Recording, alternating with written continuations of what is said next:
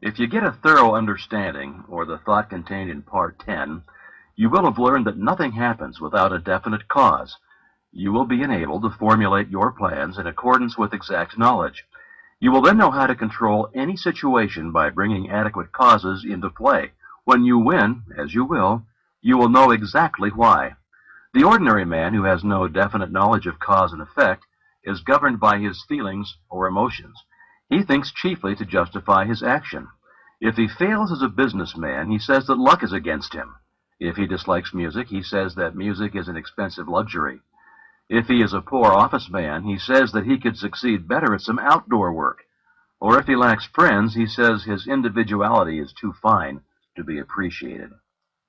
He never thinks his problem through to the end. In short, he does not know that every effect is the result of a certain definite cause, but he seeks to console himself with explanations and excuses. He thinks only in self-defense. On the contrary, the man who understands that there is no effect without an adequate cause thinks impersonally. He gets down to bedrock facts regardless of consequences. He is free to follow the trail of truth wherever it may lead. He sees the issue clear to the end, and he meets the requirements fully and fairly, and the result is that the world gives him all that it has to give in friendship, honor, love, and approval. Part 10. Abundance is a natural law of the universe. The evidence of this law is conclusive. We see it on every hand. Everywhere nature is lavish, wasteful, extravagant. Nowhere is economy observed in any created thing. Profusion is manifested in everything. The millions and millions of trees and flowers and plants and animals and the vast scheme of reproduction, where the process of creating and recreating is forever going on, all indicates the lavishness with which nature has made provision for man. That there is an abundance for everyone is evident, but that many fail to participate in this abundance is also evident. They've not yet come into a realization of the universality of all substance, and that mind is the active principle whereby we are related to the things we desire. All wealth is the offspring of power. Possessions are of value only as they confer power. Events are significant only as they affect power. All things represent certain forms and degrees of power. Knowledge of cause and effect, as shown by the laws governing electricity, chemical affinity, and gravitation, enables man to plan courageously and execute fearlessly. These laws are called natural laws because they govern in the physical world, but all power is not physical power. There is also mental power, and there is moral and spiritual power. Spiritual power is superior because it exists on a higher plane. It has enabled man to discover the law by which these wonderful forces of nature could be harnessed and made to do the work of hundreds and thousands of men. It has enabled man to discover laws whereby time and space have been annihilated, and the law of gravitation to be overcome. The operation of this law is dependent upon every spiritual contact. As Henry Drummond well says, in the physical world as we know it, there exist the organic and the inorganic. The ignorance of the mineral world is absolutely cut off from the plant or animal world. The passage is hermetically sealed. These barriers have never yet been crossed. No change of substance, no modification of environment, no chemistry, no electricity, no form of energy, no evolution of any kind can ever endow a single atom of the mineral world with the attribute of life. Only by the bending down into this dead world of some living form can those dead atoms be gifted with the properties of vitality. Without this contact with life, they remain fixed in the inorganic sphere forever. Huxley goes on to say that the doctrine of biogenesis, or life only from life, is victorious all along the line, and Tyndall is compelled to say, I affirm that no shred of trustworthy evidence exists to prove that life in our day has ever appeared independent of antecedent life. Physical laws may explain the inorganic. Biology explains and accounts for the development of the organic, but of the point of contact, science is silent. A similar passage exists between the natural world and the spiritual world. This passage is hermetically sealed on the natural side. The door is closed. No man can open it. No organic change, no mental energy, no moral effort, no progress of any kind can enable any human being to enter the spiritual world. But as the plant reaches down into the mineral world and touches it with the mystery of life, so the universal mind reaches down into the human mind and endows it with new, strange, wonderful, and even marvelous qualities. All men or women who have ever accomplished anything in the world of industry, commerce, or art have accomplished because of this particular process. Thought is the connecting link between the infinite and the finite, between the universal and the individual. We have seen that there is an impassable barrier between the organic and the inorganic, and that the only way that matter can unfold is to be impregnated with life.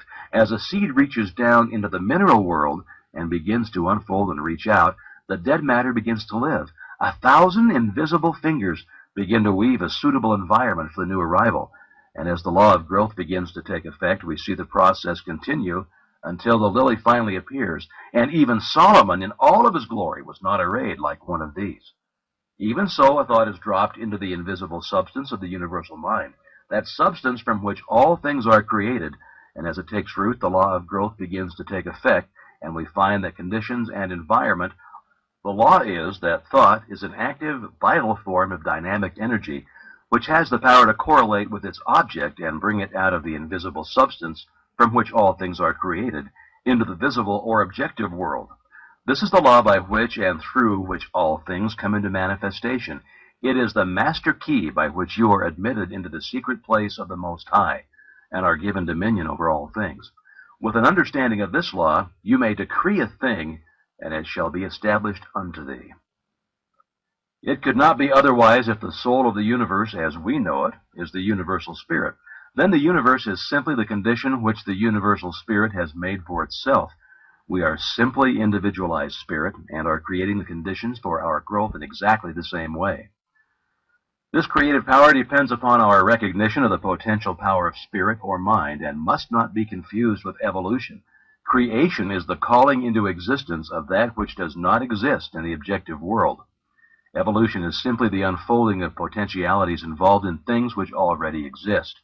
In taking advantage of the wonderful possibilities opened up to us through the operation of this law, we must remember that we ourselves contribute nothing to its efficacy. As the great teacher said, "It is not I that doeth the works, but the Father that dwelleth in me.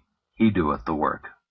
We must take exactly the same position, that we can do nothing to assist in the manifestation.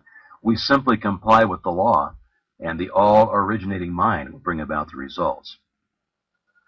The great error of the present day is the idea that man has to originate the intelligence whereby the infinite can proceed to bring about a specific purpose or result. Nothing of this kind is necessary. The universal mind can be depended upon to find the ways and the means for bringing about any necessary manifestation. We must, however, create the ideal, and this ideal should be perfect.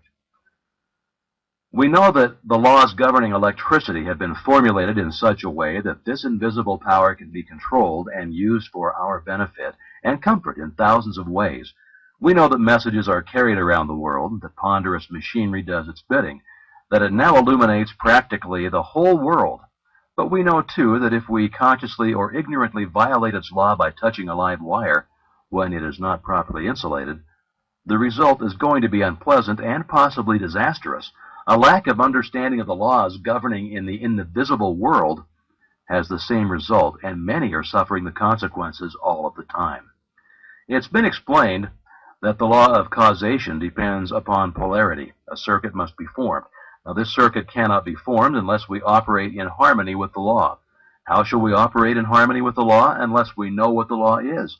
How shall we know what the law is? It's simple, by study and by observation. We see the law in operation everywhere. All nature testifies to the operation of the law by silently, constantly expressing itself in the law of growth. Where there is growth, there must be life. Where there is life, there must be harmony, so that everything that has life is constantly attracting to itself the conditions and the supply which is necessary for its most complete expression. If your thought is in harmony with the creative principle of nature, it is in tune with the infinite mind, and it will form the circuit. It will not return you to void, but it is possible for you to think thoughts that are not in tune with the infinite, and when there is no polarity, the circuit is not formed. What then is the result? What is the result when a dynamo is generating electricity? The circuit is cut off and there is no outlet. The dynamo stops. It's exactly the same with you. If you entertain thoughts which are not in accordance with the infinite, and cannot therefore be polarized, there is no circuit. You are isolated. The thoughts cling to you, harass you, worry you, and finally bring about disease and possibly death. The physician may not diagnose the case exactly in this way. He may give it some fancy name which has been manufactured for the various ills which are the result of wrong thinking. But nevertheless, the cause is just the same. Constructive thought must necessarily be creative, but creative thought must be harmonious, and this eliminates all destructive or competitive thought. Wisdom, strength, courage, and all harmonious conditions are the result of power, and we have seen that all power is from within. Likewise, every lack, limitation, or adverse circumstance is the result of weakness, and weakness is simply absence of power. It comes from nowhere. It is nothing. The remedy, then, is simply to develop power, and this is accomplished in exactly the same manner that all power is developed, by exercise. This exercise consists in making an application of your knowledge. Knowledge will not apply itself. You must make the application. Abundance will not come to you out of the sky, neither will it drop into your lap, but a conscious realization of the law of attraction and the intention to bring it into operation for a certain, definite, and specific purpose, and the will to carry out this purpose will bring about the materialization of your desires by a natural law of transference. If you're in business, it will increase and develop along regular channels. Possibly new or unusual channels of distribution are going to be opened, and when the law becomes fully operative, you will find that the things you seek are seeking you. This week, select a blank space on the wall or any other convenient spot from where you usually sit. Mentally draw a black horizontal line about 6 inches long and try to see the line as plainly as though it were painted on the wall.